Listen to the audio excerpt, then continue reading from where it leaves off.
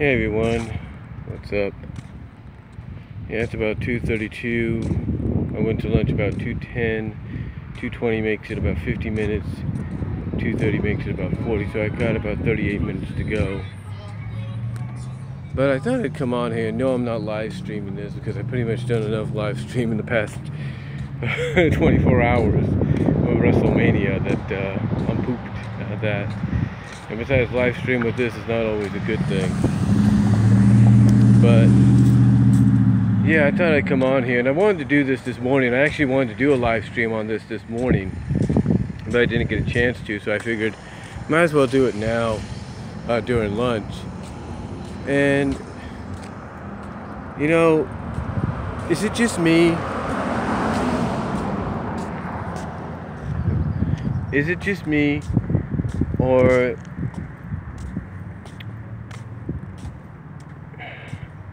how do I put this? Or season 8 so far been one of the more mixed seasons of MLP? I'm just saying, I'm just asking, because it seems fans were split, in my opinion, 60-40 on the two-part premiere School Days. And then last week they were kind of split 60-40, in my opinion, same split, on the Mod couple. And now it seems they're kind of that way as well, but for a difference, more like 65-35 on Fake It Till You Make It. And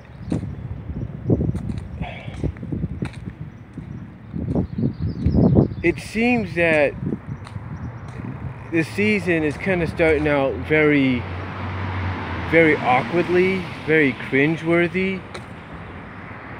and by doing so, by starting out that way, it's almost like, in a sense, in my opinion, that the writing staff is trying to send a message of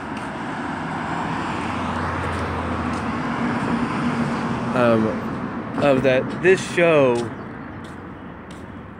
is meant for a younger audience, even though some of the metaphors that we have seen in these past few episodes, including the more recent one, would go over the young audience's head. But apparently that's a feeling I get. Like, we talked about, and I recently talked about in a reply and follow-up to the reply to Josh Scorcher, aka the Fiery Joker, aka Firebrand, review of Fame and Misfortune. I did a review, and like I said, I did a reply and did a follow-up on that, and everybody, including Josh Scorcher, were not too pleased with that episode because it felt like the creative staff took what M.A. Larson had originally intended, turned it sideways, and turned it upside down, and used it instead to give the middle finger, if you will, to the fan base, to the critical fan base.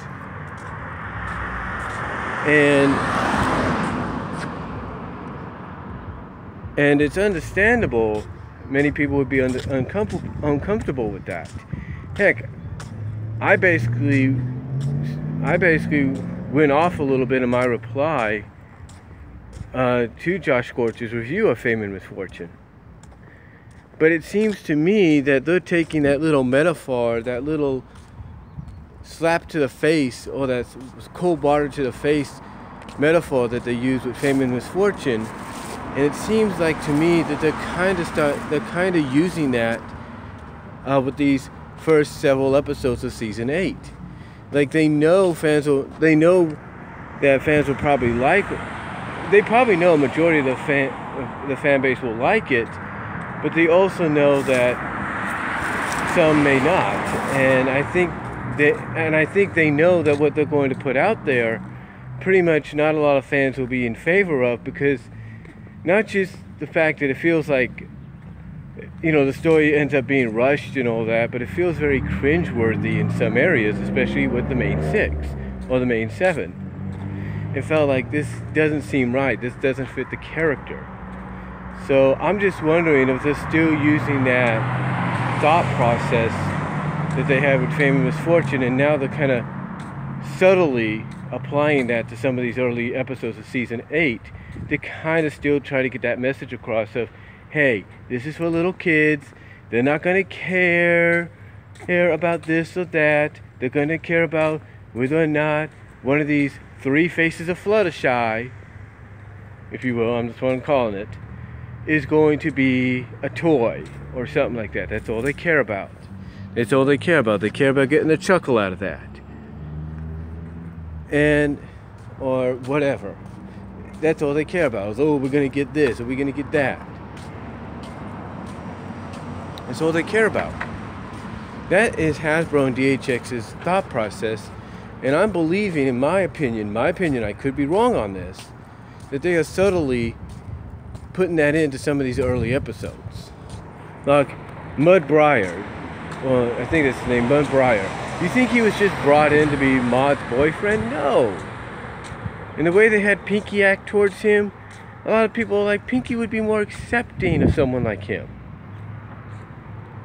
But, again, the reason Pinky was probably wrote the way she was is to kind of subtly throw in the fact that, hey, we know you don't like Pinky this way, but remember, it's not about Pinky. It's about this new character that we're probably going to make a toy out of. And kids are going to want to buy. That's all it is. And I think, honestly, in my opinion, I think Hasbro and DHX know what they're doing. We may not agree with it at most times, but they pretty much know what the heck they're doing. And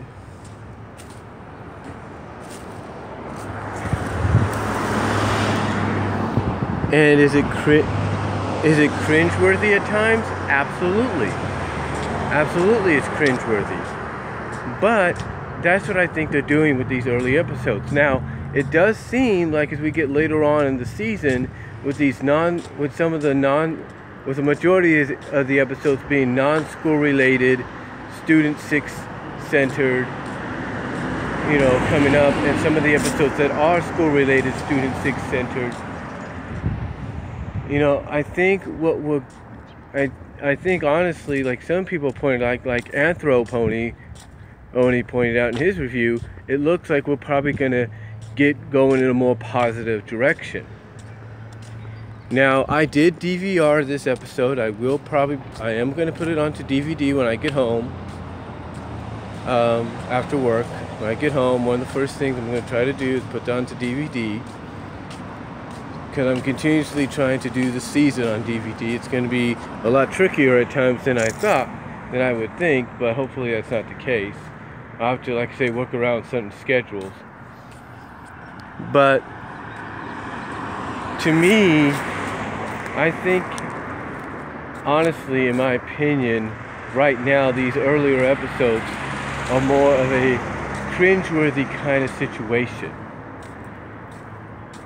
That's more, basically the cringiness of these first couple of episodes, in the eyes of some fans, to me is more along the lines, like I said, of Hasbro and DHX, some of the creative writers, digging back into that bag of tricks that they did with Fame and Misfortune, and using that cringiness to try to send the message that this is meant for little kids and not adult fans and critical adult fans. That these critical adult fans have to wake up and realize, hey, this is meant for young kids. You can like it too, just don't be critical about it.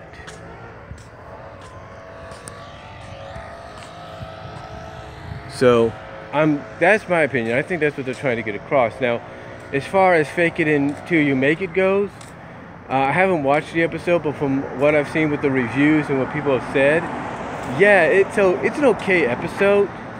It's one of those episodes that's kind of from what I've heard, is kind of unusual. It's kind of unusual in its weirdness, in its uniqueness, in its innovativeness, because you're taking a character like Fluttershy and you're basically giving her these multiple personalities to grow off of, or to create and probably bring back in the future and grow off of. I mean, we've seen the main six, with I think minus Twilight, but we've seen the rest of the main six, with the with the exception of Twilight, I think. Twilight, and maybe Pinky, surprisingly. We've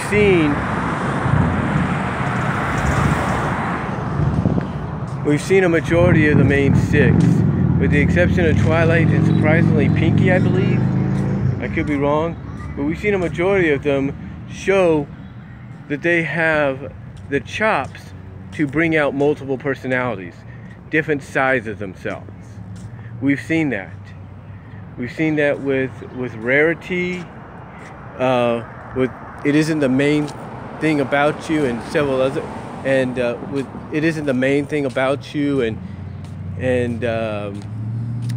Rarity Investigates. We've seen that. We've seen it with Applejack in that episode. I can't think of it right now, what the name of it was. But it introduced, I think, the character Tenderhoof, who Rarity was attracted to, but Tenderhoof actually had a thing for Applejack. So how did Applejack answer? And this also was a good showing for Rarity, because it also shows she could change personalities. Because basically they role reversed in this episode, mostly towards the end. They role reversed, if you will. They mostly role reversed to the end, because Rarity throughout tried to go country to impress Tenderhoof, who was attracted to Applejack because she was like that. She was down to earth kind of deal, farmer-like. So what did Applejack do to kind of bring Rarity out of that? To kind of bring Rarity back to the forefront, bring the Rarity back that she knows. She went and basically turned herself into Apple Jewel. She went all fancy prancy, Rarity-like on Rarity to kind of bring Rarity out. So we've seen Applejack do this. We've seen Rarity do this. We've seen Rainbow Dash do this when she's imitated the main six. You know, again, I'm not sure about Pinky. Well, actually, Pinky has done it too. Pinky did it when she imitated Maud, her own sister. So Pinky has done it, now that I think about it, but Twilight I don't think has done it yet.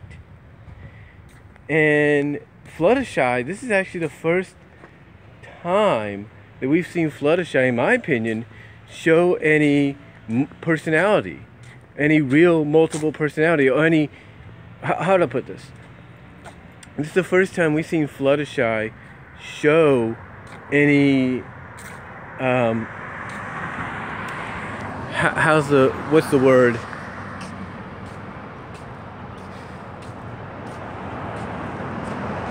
This is the first time we've seen Fluttershy show any true, show that she has acting chops. Basically, she has acting chops, true acting chops, that she could be a true actress if she needs to be. I mean, not saying she hasn't proven that before, but when it comes to taking on multiple roles, she has proven that she could do that. With this episode, and it's the first time we've seen Applejack do this. I mean, not Applejack, but Fluttershy do this. Sorry if I said Applejack, but the first time we've seen Fluttershy do this. I mean, usually this is something you would say for someone like Pinky, if you will. But yet, here, you gave it to Fluttershy, and the voice actress of Fluttershy, obviously when she was given the script, ran with it, because you basically created what I consider the three faces of Fluttershy. You created her snooty face, you created her Valley Girl face, and you created her goth face. You created all these different personas of her, all these different personas.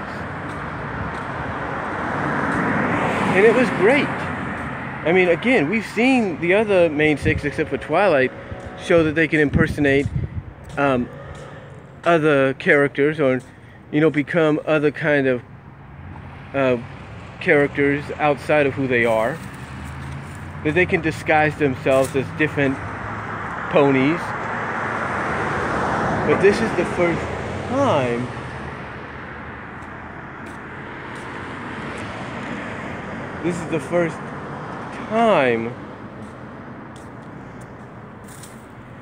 that we have seen Fluttershy do it, and to this Fluttershy do it. Heck, it's the first time we've seen any of the main six, with the exception of Rainbow Dash, do multiple personality changes in one episode. Rainbow Dash did it because she was trying to get rid of that newbie Dash, that Rainbow Crash nickname that she didn't like. So she impersonated the main six, the rest of her friends, the best she could. But here, Fluttershy ended up adapting different personas to match the different types of customers that were coming into Rarity's Manhattan boutique. When you had a prissy, up-snooty customer, she had to change a persona into that. When you had some kind of like Valley Girl-like persona character, she changed her persona to that. When she encountered a goth-like customer, changed her persona to that. So I like the fact that you did that. Of all characters they chose, they went with Fluttershy. I know some people were like, it would have been better suited for Pinkie, maybe Dash, or whoever, maybe even Starlight. But I think Fluttershy was probably the best choice they had. And quite honestly, I like how they went with this, because the story that they went with is something that we don't see that much in cartoons at all. In children's cartoons or family cartoons or whatever.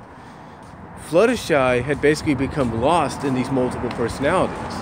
It's like basically when she would adapt being all these personalities, the Fluttershy that the main six knew would disappear, would just cease to exist. She would just cease to exist. So I like that, the fact that these multiple personalities, 3 personalities she took on, basically became so much for her, that basically the Fluttershy that Rarity knew was pushed to the back, almost pushed to invisibility, in all these personalities that she brought forward to kind of relate with the different kind of customers that were coming in, started to take more control. And I hope this is something that they continue forward with Fluttershy going into the next season.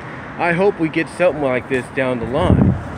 I'm with Fluttershy, because it's like, if you could do this with a character like her and show that she has more to her personality than imaginable, imagine what would happen if you continued this story arc into next season.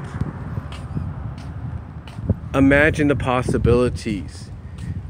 That would be a great episode, with her struggling with these 3 personas that she's created, now trying to take over. I mean, literally, you just opened the door. The writers, Josh Hamilton, opened the door for a continuation of this little character arc for Fluttershy, whether he believes it or he doesn't. But overall, I liked it. I liked what they did with Fluttershy. I really did. Of all the characters they could have gone with, I liked what they did with Fluttershy. I mean, heck, I'm just wondering what would have happened if they would have had the Smooth be the Smooth, the G4 Smooth, if you will, be a customer. What would she do? Find a way to turn herself into a smooth character herself? Be all gooey and all that? That would have been something to see. You know how she'd pull that off. But the one thing some people said that they did like, though, at the end, that really made them laugh, was the fact that Rarity had to basically terminate all these different personas of Fluttershy to get to the real Fluttershy. It's like she would terminate the snooty one. Okay, you're gone. And then all of a sudden, whoa, here's the Valley Girl one. You're gone. Here's the Goth one. You're gone. And boom, she turns around, there's Fluttershy. It's like that was the only way she could peel away the layers to get to the real Fluttershy. So I like that. I like that they put a little comedic part. I like that they put a little bit of comedicness into that. They put a little bit of comedicness into that to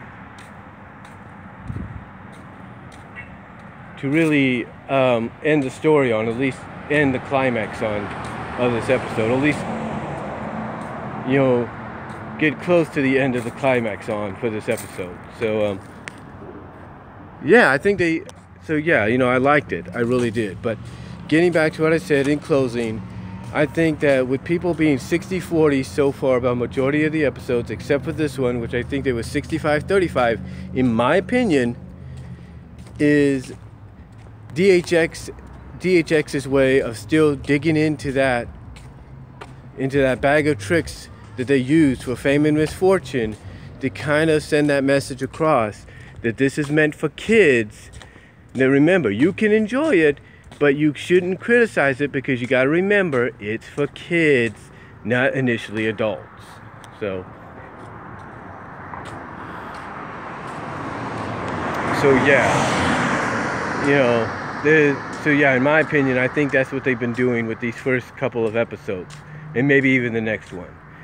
I think they're still trying to send that message, but they're doing it very subtly through these first couple of episodes of season 8. But let me know what you guys think down below. Comment if you like. I'm gonna go get me some lunch, and I am out. Peace. God bless.